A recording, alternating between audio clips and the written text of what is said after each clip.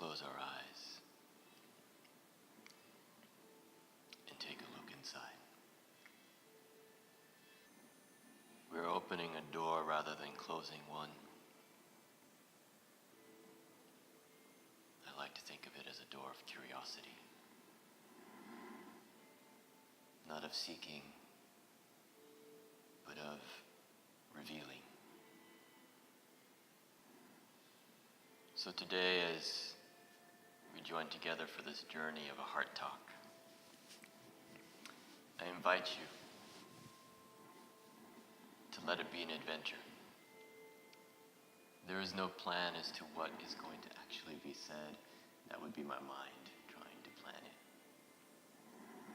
But I show up just as you have, interested, curious, without an agenda, without knowledge of what's actually going to be shared.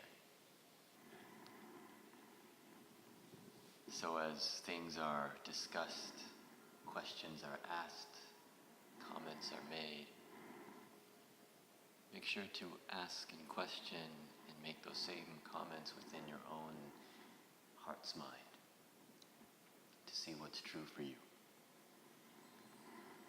My job today is not to be here as a teacher, but rather, let's say, the spokesperson of the group, of the dynamic, of the energy that comes. Taking a deep breath in. And as you exhale, gently letting the eyes open, or you can leave them closed if you'd like.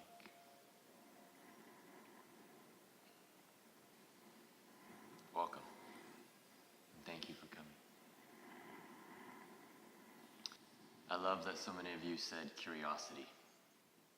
After my first year in silence, the first thing that I said when I gave a 2-hour talk the day that I came out of silence, it was a little scary. I didn't know if I'd have a voice. 100 plus people going. And the first words that came out were that curiosity is the character of the heart. Because it is. The heart is so curious, it just wants to know everything and yet not know it. It doesn't need an answer. It just wants to explore. And I love that. So that's what we're going to do today. As I said earlier, these heart talks are unplanned. I show up, sometimes with a topic, sometimes not, and I just let whatever comes up come up. So sometimes I may fall silent, because I'm used to it. And in those moments, I invite you to also be silent and just see what's rising within yourselves. If it's a question, great, raise your hand. I'm calling you and we'll explore with that. A little bit about me and some background. So I've been in personal growth and personal development for about 15, 16 years now. I started with massage and body work, and then energy work, and then coaching, and then writing, eventually speaking, until I went silent. And I think it's important that I share a little bit about why the silence. So the first time that I went silent was actually because of heartbreak. I had just gone through some pretty rough times in my life, some big losses, and my heart was shattered. And not only my heart, but my confidence to be me in the world, to feel like I could succeed in my purpose, in whatever that was. And I know human nature, which is to reach outside and try to fill the gaps, fill the holes, heal the cracks. And I didn't want to do that, because that's always temporary. And so instead I went inside for 365 days to see if I could discover where I was still whole, complete. And the funny thing is that by the very end, literally the last week, I noticed something in myself. You see, that last week, I was judging a lot. And the whole time I'd been so blissful, I'd just been in this silent reverie, and yet that last week suddenly judgments came. And for any who are in personal growth, you know that when you're judging outside, it's because you're probably judging inside. So I took a look. And when I asked myself, what am I judging? What came as a voice within me said, because you failed again.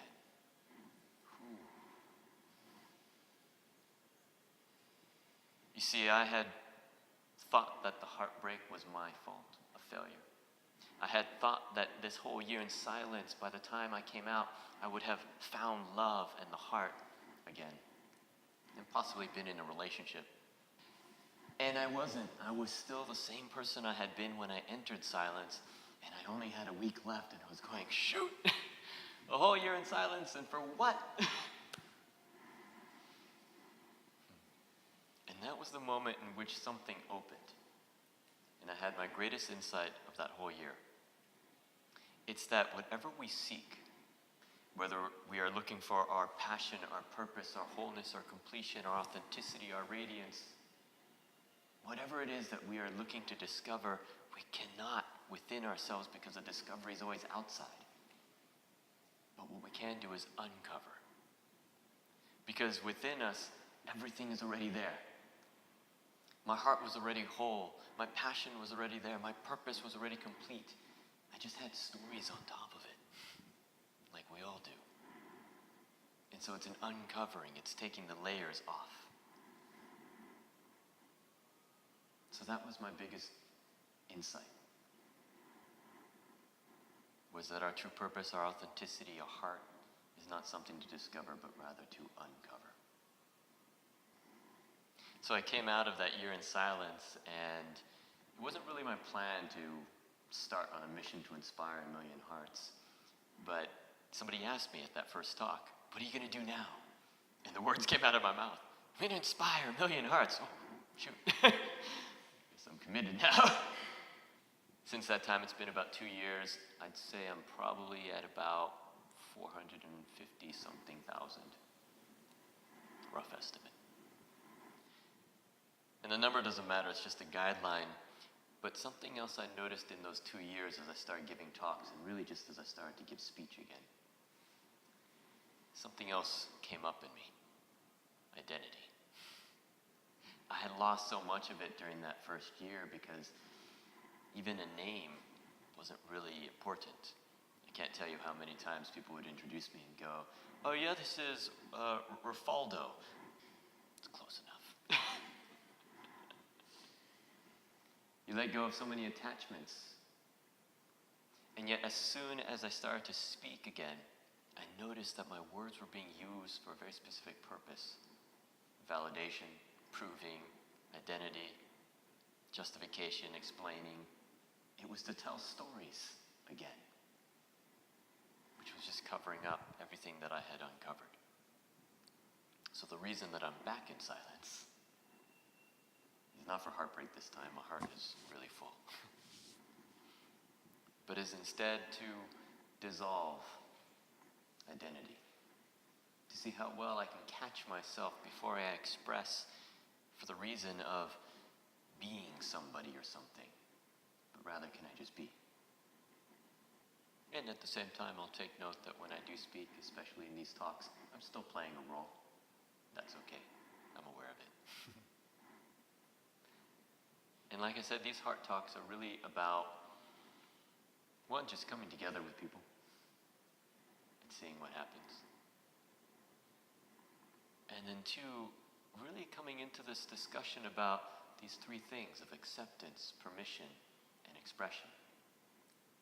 Whether it's been in my talks or in my coaching or in my books or in anything that I've done, those three things have always been the core. And in that order. Because acceptance is, if we don't accept the reality as it is in this moment, then we don't know where we're starting from. We're running a race in life with an end in mind, but not knowing where we began. So how do you know how long to run for?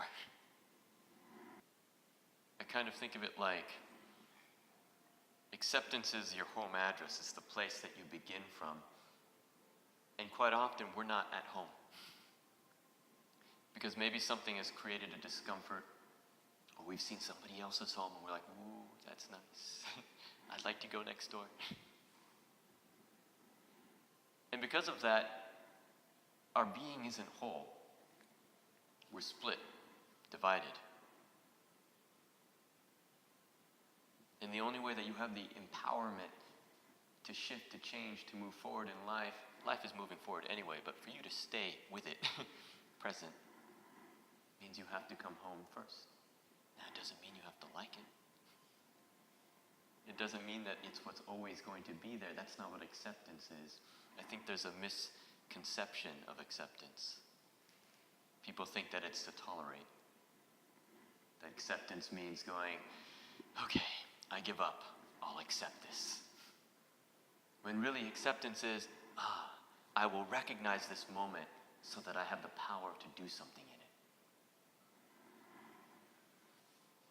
The way that I like to explain quite often in some of my other talks is that imagine that acceptance is like you've gone on Amazon.com. Have you guys ever gone on Amazon to order a book or a program or whatever? So you go on Amazon and you're looking for that perfect guide, that thing, that answer to your life.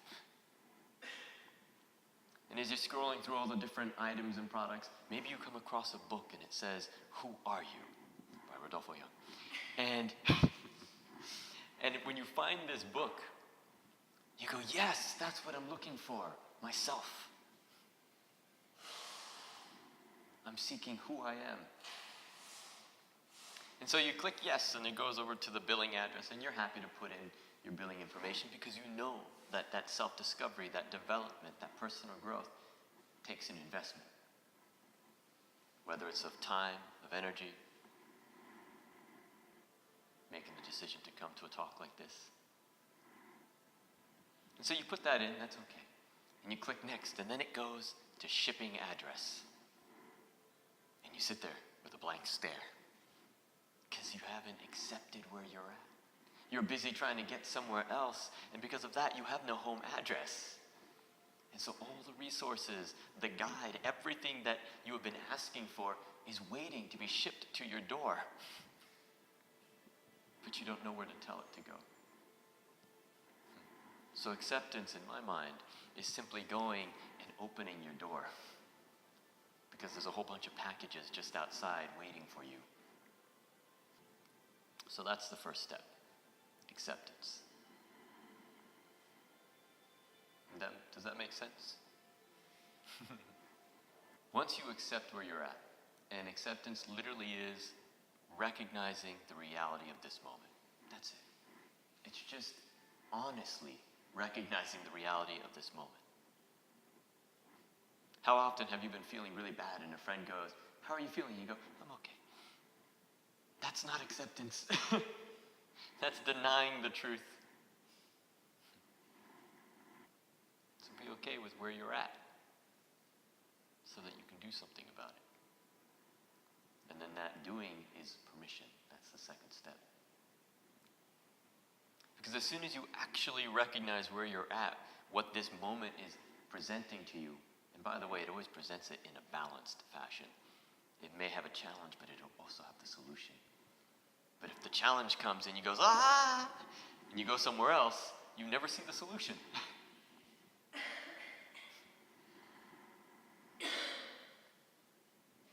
And so then permission is literally just saying to yourself, it's okay for me now to do what I want to do what my heart is moving me to do. The mind might get involved and be like, yes, but. No, don't let the mind get there. See, the mind always has reasons, explanations, needs, justifications. It wants to make sure that if you're doing something, it's because of something. The heart just knows, and so it goes, go. And it takes trust. That's what permission's about. It's trusting. That in that moment, whether you know what the outcome will be or not, life is moving forward, so why not take the step with it? Because life doesn't wait for you. If you're sitting, waiting in your own mind, trying to figure out all 5, 10, 15 steps that you need to take next. Just take the first one, which life is already saying, go. I often get clients who come and maybe they want to travel or they want to become a teacher of something or write a book or whatever it is. And they'll say, well, this is what I want, but I'm not ready. And why aren't you ready? And they begin to give me the excuses, the stories, the reasons why they don't have permission yet to do what it is that their heart desires. Have you ever experienced this? Either in a job or a relationship or in a financial situation, something that said, oh, I'd really love to go and do this, but I don't have the money, I don't have the time, I don't have the experience, I don't have the education, I'm too old, I'm too young. All the stories. And yet the only thing that's actually stopping you is you have not given yourself permission. Because who said you were too young, too old, not educated enough? Who believed it? So what I always say to my clients is give yourself permission anyway.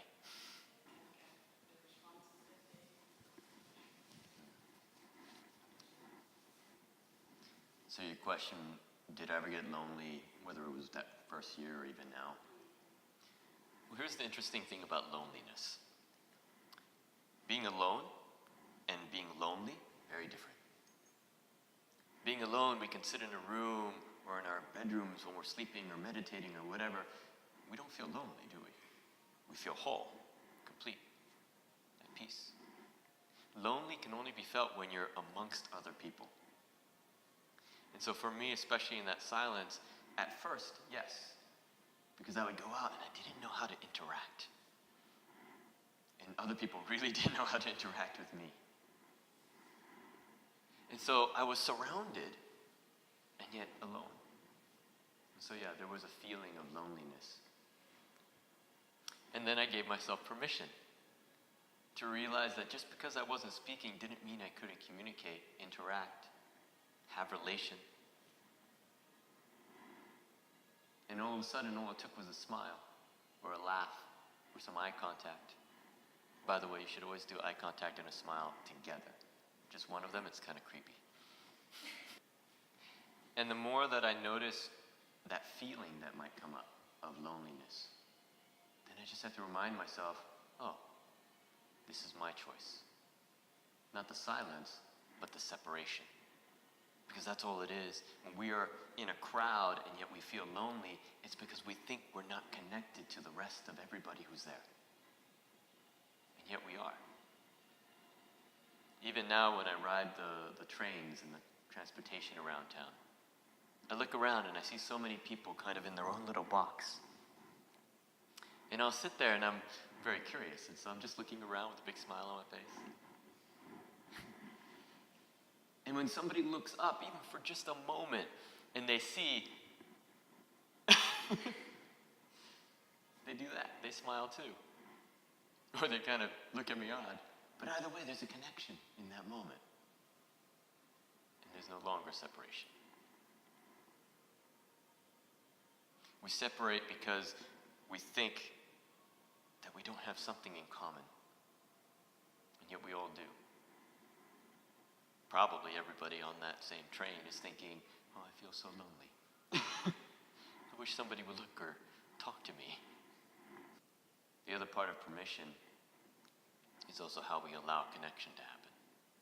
The permission to connect, the permission to receive connection, to give connection. And so many of us are busy instead creating protection instead of connection. We put up these walls, these defenses. Maybe because we were hurt in some past, or we were told, don't talk to strangers. Or some social etiquette that simply denied us the ability to connect. So the permission to bring down your walls takes a couple things.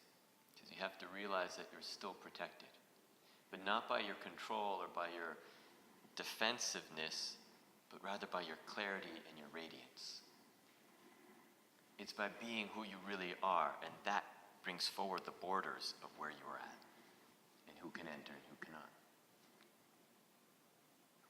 I think it's Eckhart Tolle that says, the ego can only recognize the ego.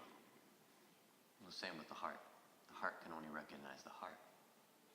Now, if you have your ego invested in these defensive walls, well, then you will receive the ego of others as a friction. But if you meet the world with your heart, then it meets you back with theirs.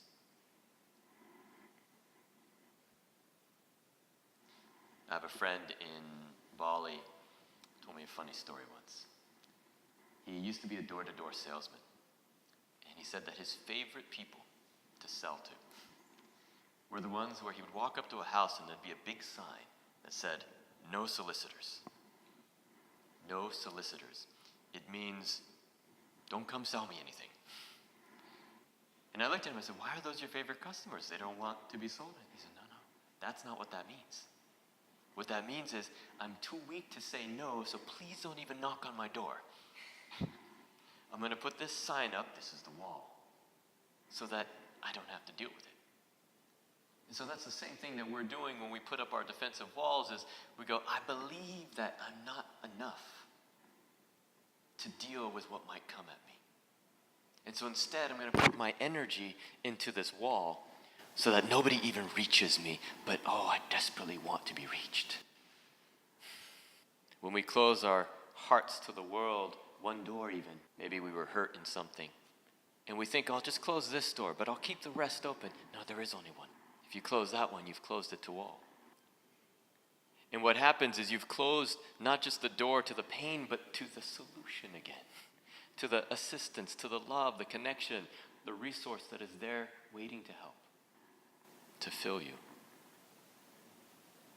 Not with something external, but to remind you of what you're already full of.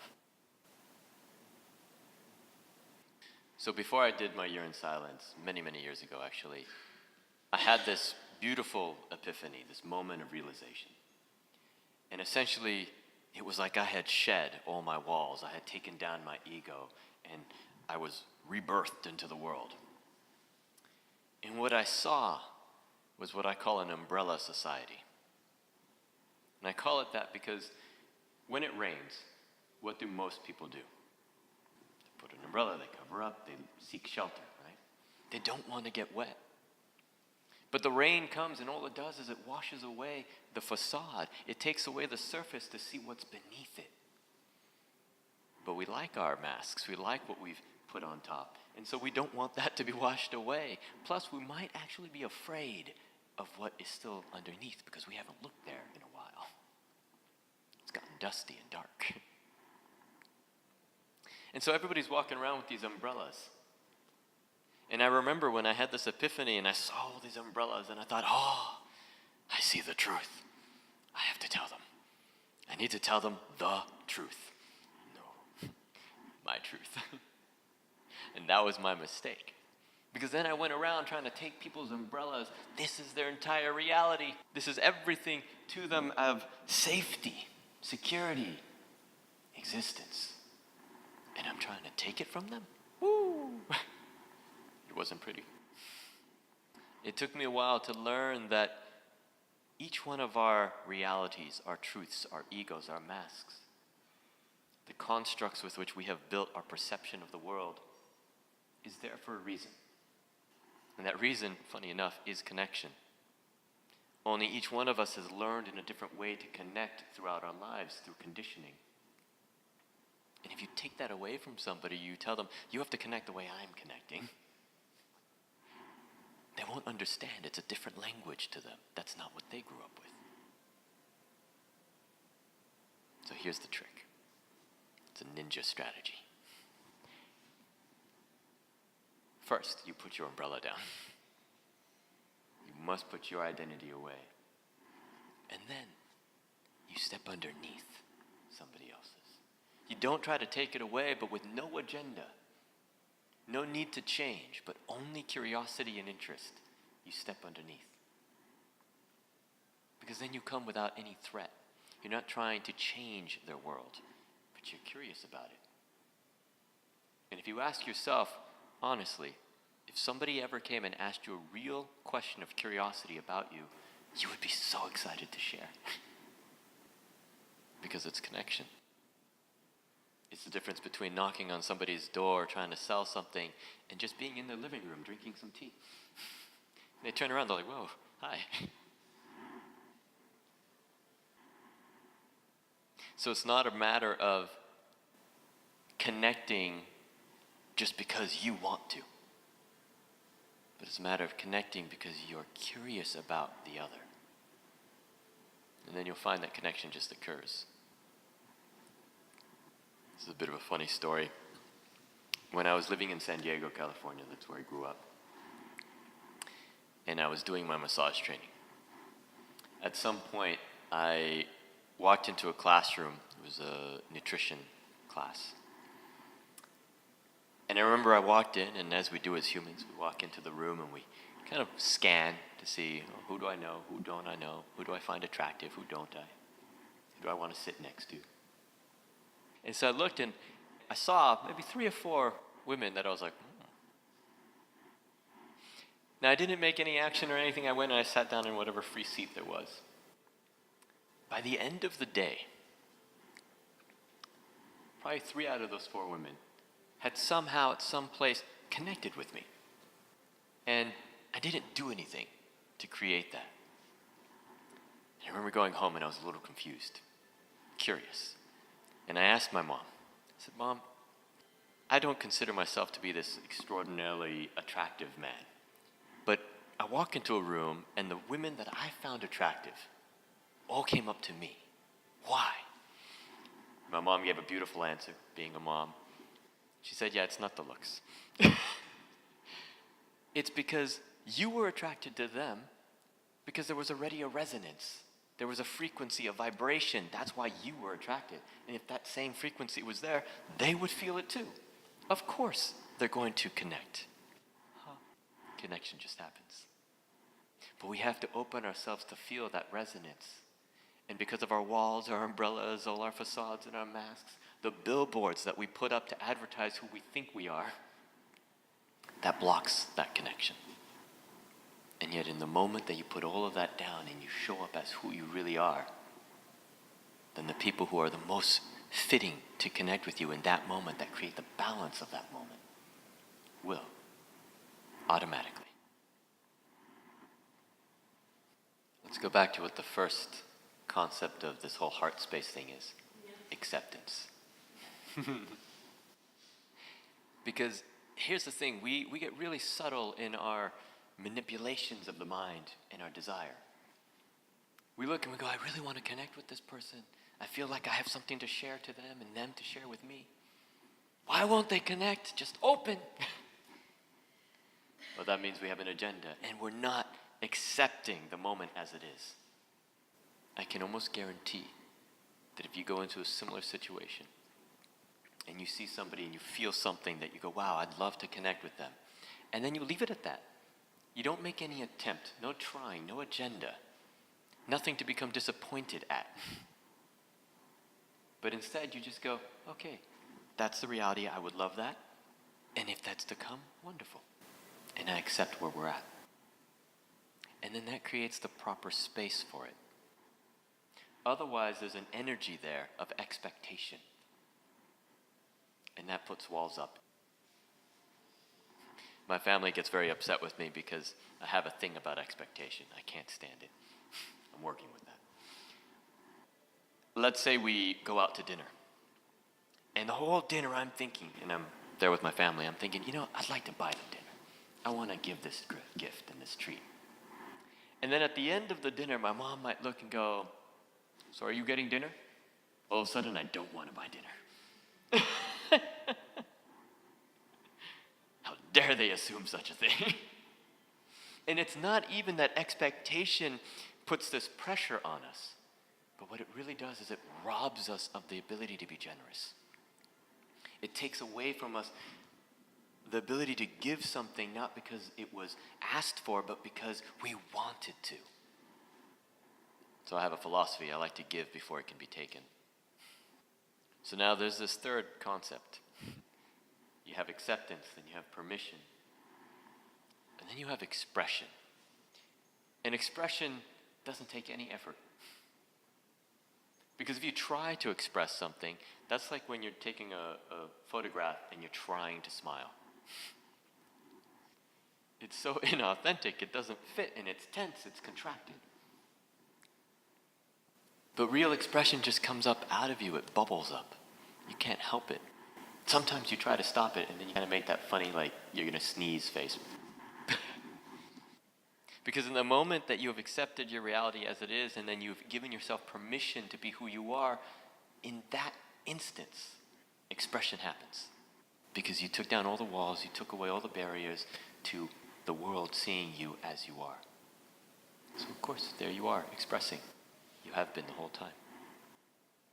And that's actually the funny thing is, we don't realize it, but at a subtle level, energetically, sometimes also physically, we are expressing who we are all the time. But if our words, if our actions, if our behavior doesn't match what is being felt, then people kind of look at you with a strange eye because they go, something doesn't fit. I don't know if I can trust you. And then they don't connect. They don't bring their walls down either. But when you show up in alignment, in integrity, matching who you really are with who you share into the world, people can't help but connect.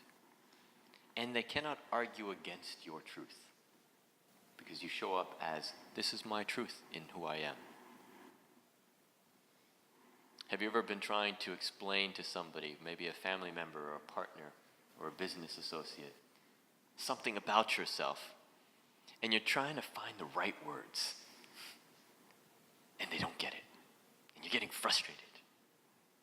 It's because you're trying to find the right words. Just be who you are.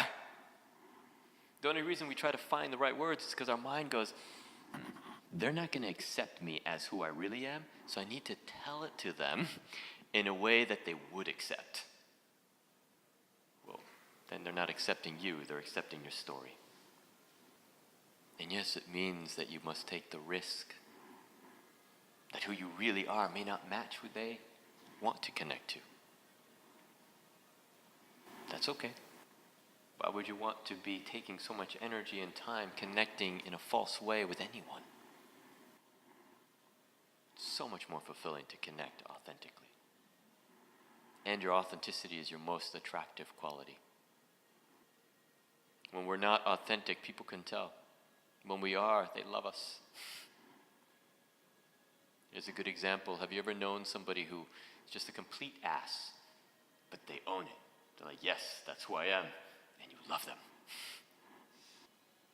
But if there's somebody who's very, very sweet, but you know that's not who they really are, you don't really trust them.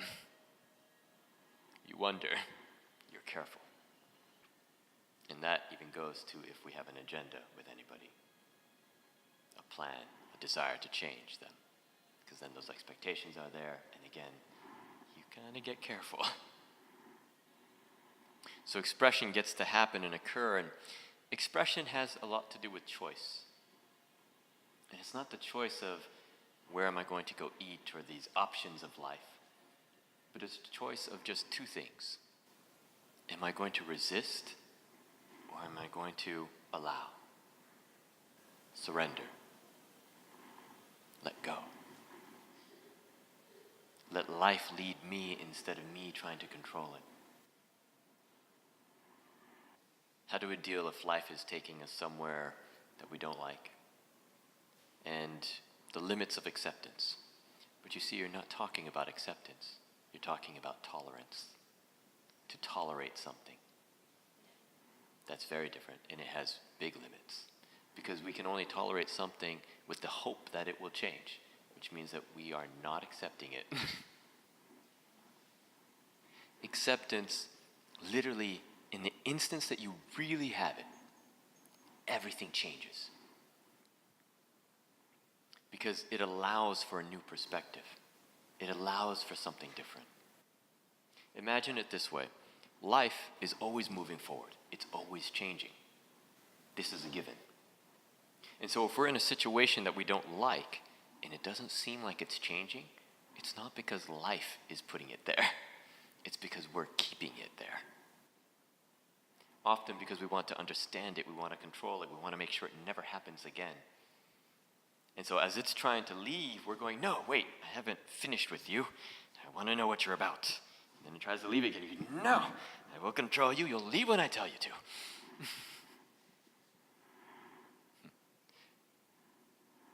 And this is us trying to control, and tolerance is about controlling ourselves in the situation and the situation. Acceptance is literally going, okay, I'm going to let go because I don't need to control this right now. And in the moment that you let go, it goes because that's what it was trying to do the whole time. And it changes it there. It gives it a quality that makes it a little more of a game.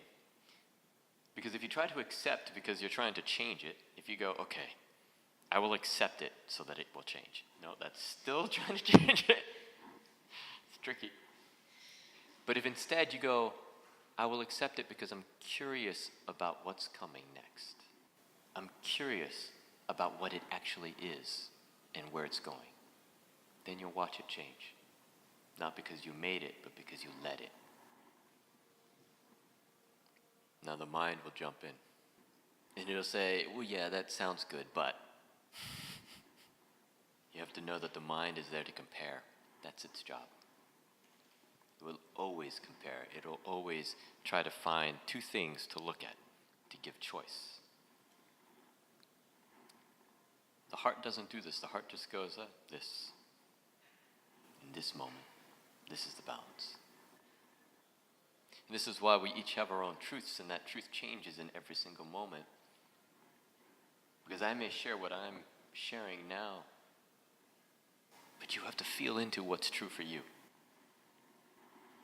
And if your mind decides to battle, I see this all the time actually with my clients. It makes me laugh because they're paying me money to help them. And they come to me with, okay, well, I say to them, you have permission to go and do this. And they go, yeah, but I can't because of this and this and this. And they spend hours arguing with me.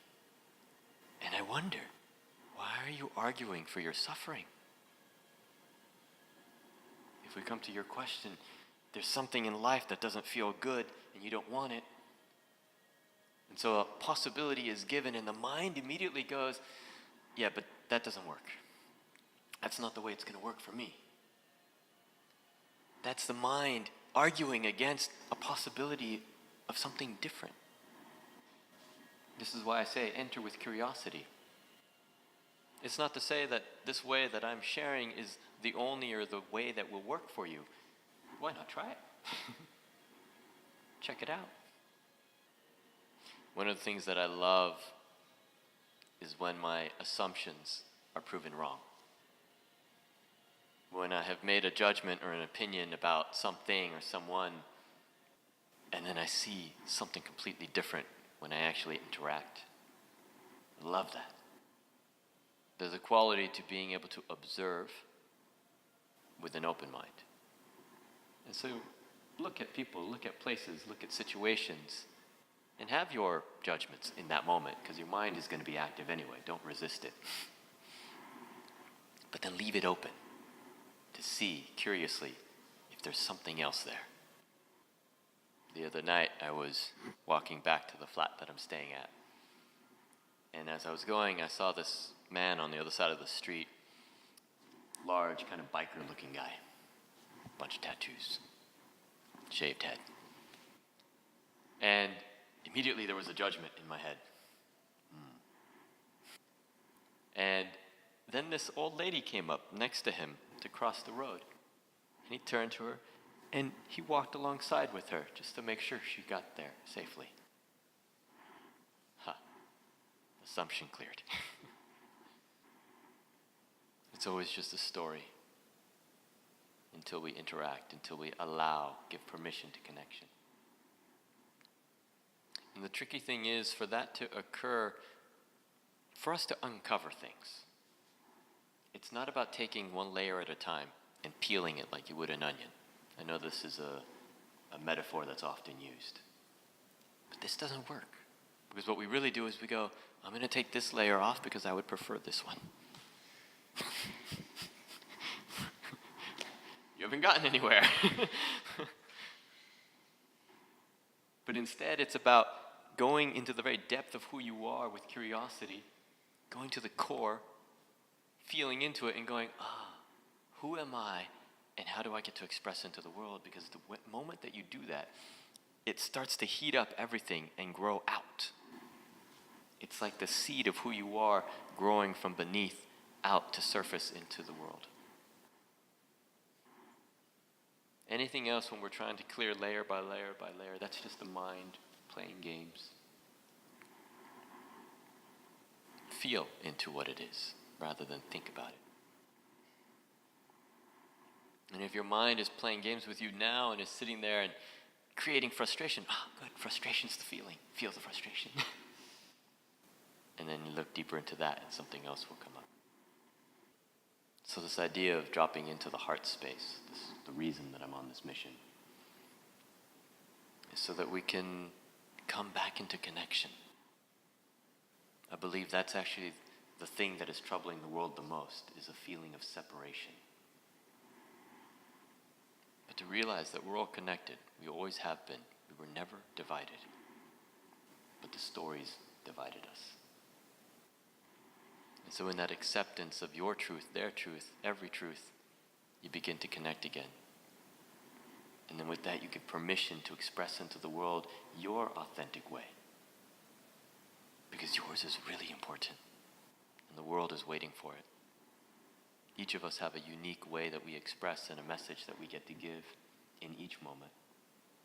And it would be robbing the world not to do it. So I invite you when you leave today to let whatever expression wants to come out of you. To authentically, curiously see what happens. And hopefully in that way, that's how this mission gets to ripple forward. So thank you.